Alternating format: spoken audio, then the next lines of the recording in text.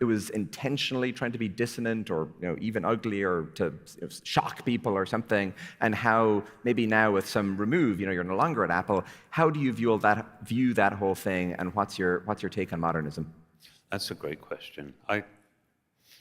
I think what tends to happen is very often at the beginning of a movement, whether it's a design or an art movement, there is that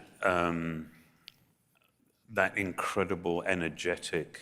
In a way, by definition, if it marks the beginning of a movement, there is energy, and I think often beauty it evolves. Beauty takes time, and very often at the beginning of an energy, it's an explosion, and there's not time.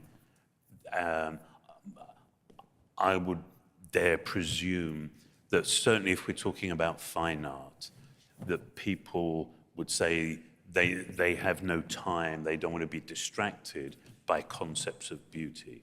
And so I think for sure, if a lot of modernism was driven by, the heady excitement about new materials, your obsession was the manipulation of that new material. One thing, I'm not sure how many of you guys know about Bauhaus, but this was a movement in Germany. But what you will know, you'll be, and it ranged from fine art to furniture to architecture. Patrick mentioned Walter Gropius, and an incredible movement.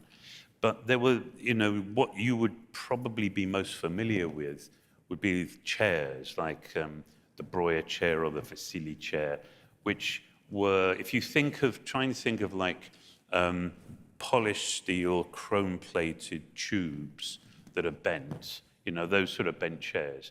So what's interesting there is these guys had just figured, they were so excited because they'd figured out how to bend tubes. And so what did they do? They bent tubes. And that's why all the furniture is bent tube furniture.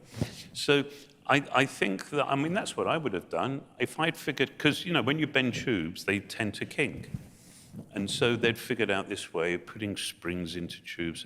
And so, of course, you'd run away and you'd bend as many tubes as you could get your hands on. Beauty probably wasn't at the front of your mind. Tubes. So when I look at your work, and we haven't yet talked about Love From, although maybe if you want to give people a sort of a short summary of how you think about that might be helpful. But when I look at your more recent work and some of what Love From has done, I see it as Jony's ornament era, where Apple was so stripped down and bare and reduced to the essence. And now I see that, maybe this is a misapprehension, but now you're more curious to try other styles. Is that true?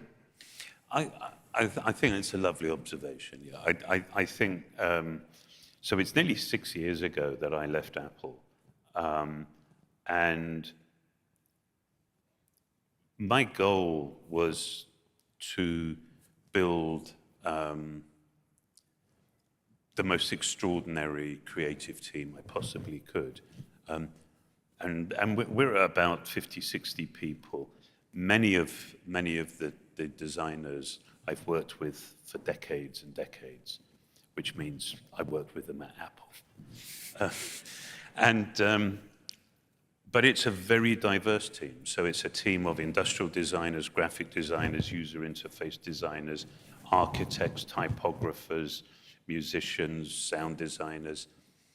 And I think perhaps what you're referring to is that just